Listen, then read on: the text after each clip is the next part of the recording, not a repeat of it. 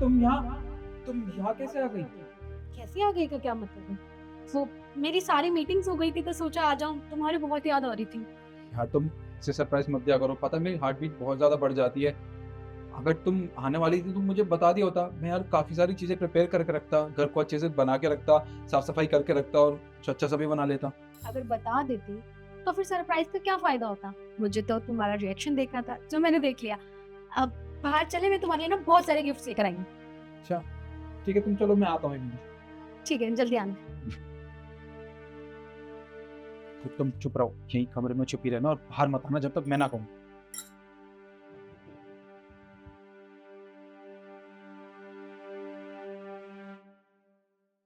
ये देख, मैं तुम्हारे लिए तुम्हारे फेवरेट फ्लावर्स लेकर आई हूँ, तुम्हें बहुत पसंद है ना ये। हाय पर इनकी क्या जरूरत थी? क्या जरूरत थी का क्या मतलब?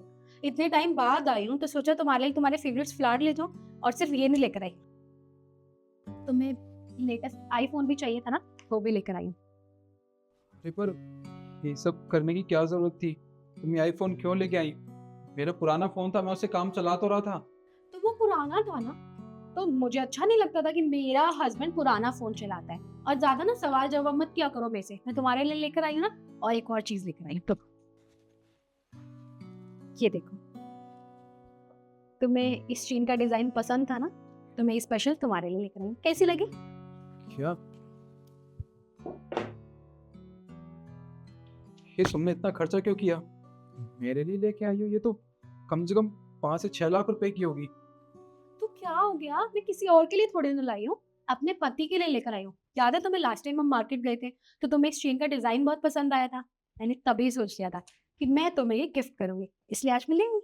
निशु देखो, तुम्हें ये सब करने की जरूरत नहीं थी।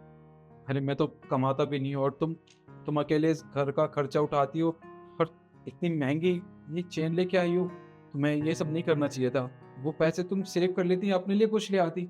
मेरे लिए ये सब करने की क्या जरूरत थी यीशु? लेकिन देखो, भगवान की दुआ से हमारे पास सब कुछ है और अच्छी खासी सेविंग्स भी है। अरे हमारा खुद का ऑफिस है, इतनी टेंशन क्यों ले रहे हो तुम? सब कुछ तो अच्छा चल रहा है, और इतना कमाने के बाद भी मैं अपने पति के लिए कुछ ना लेकर आ पाऊँ तो फिर फायदा ही क्या है? और क्या कह रहे हो तुम कि तुम नहीं कमाते? तो क्या हो गया? अरे कहाँ लिखा है कि हमेशा हस्बैंड ही अपनी वाइफ को कमा के लाके देगा? और मैं तो यही भूल गई बातों बातों में कि मैंने तुम्हारे लिए ना गाड़ी भी बुक कर दिया।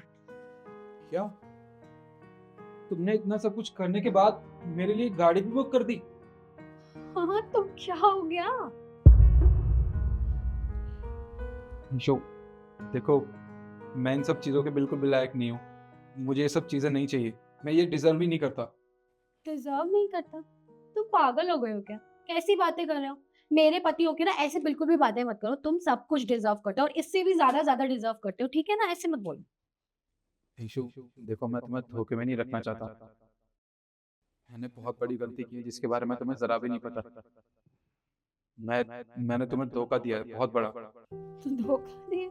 तुम कैसी बातें कर रहे हो? मजाक कर रहे हो ना? ये तुमने आसपास कहीं कैमरा लगाया हुआ ना? देखो प्लीज, ये ऐसा ना गंदा सा मजाक मत करो। मैं बहुत अच्छे से जानती हूँ कि तुम मुझे कभी धोखा नहीं दे सकते, तुम मुझे बहुत प्यार करते हो, तो प्लीज ये सब मत बोलो। देखो, एक तो मैं वैसी बिजनेस ट्रिप से आई हूँ, मैं बहुत थक गई हूँ। प्लीज निकल, अब चलते हैं, चलो। नहीं निशु, मैं बिल्कुल ठीक कह रहा हूँ। मैंने तुम्हें धोखा दिया है। रुको, जरा बाहर आना।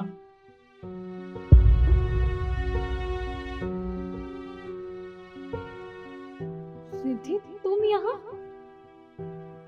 देखो, मुझे पता है ये तुम्हारी बहुत अच्छी फ्रेंड है और इसके बारे में हमने तुम्हें आज तक कुछ भी नहीं बताया।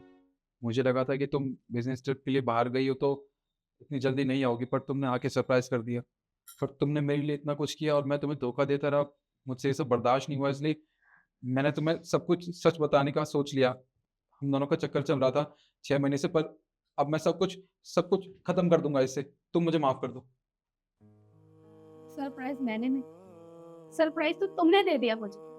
निखिल, मैं तुमसे इतना प्यार करती थी, किसके लिए इतनी मेहनत करती थी, एक एक दो दो महीने अपने घर से तुमसे दूर रहती थी, ऑफिस ट्रिप्स पे जाती थी, ऑफिस संभालती थी ताकि अच्छे से काम पे ध्यान दे सकूं और हम दोनों खुश रहे। और तुमने मेरे साथ क्या किया? मुझे ही धोखा दे दिया। आखिर कमी क्या रह गई थी मेरे प्यार में? मुझसे आके कह देते, मुझसे मुझे बताते तो सही। लेकिन नहीं, तुमने मेरे पीठ पीछे मुझे धोखा देना जरूरी समझा। और तुम तो छोड़ो, तुम तुम तो मेरी दोस्त थी ना।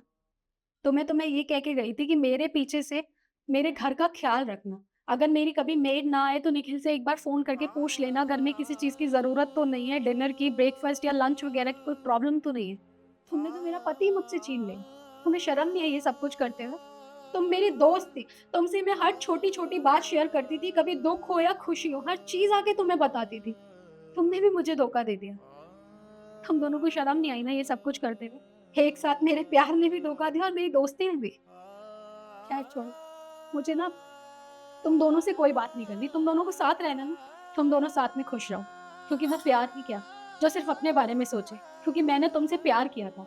मैं जानती हूँ ये घर मेरा है, तुम इस घर में इसके साथ बहुत आराम से रह सकते हो, क्योंकि मैं तो इस घर में कभी आऊँगी भी नहीं, क्योंकि इस घर में ना तुम्हारी और मेरी यादें हैं, वो भी झूठी यादें, जो तुमने सिर्फ़ मुझसे झूठ बोल के किया। ईशु, मेरी बात सुनो, मैं सब कुछ ठीक कर दूँगा। ईशु, माफ़ कर दो मुझे प्लीज़। Issue, issue!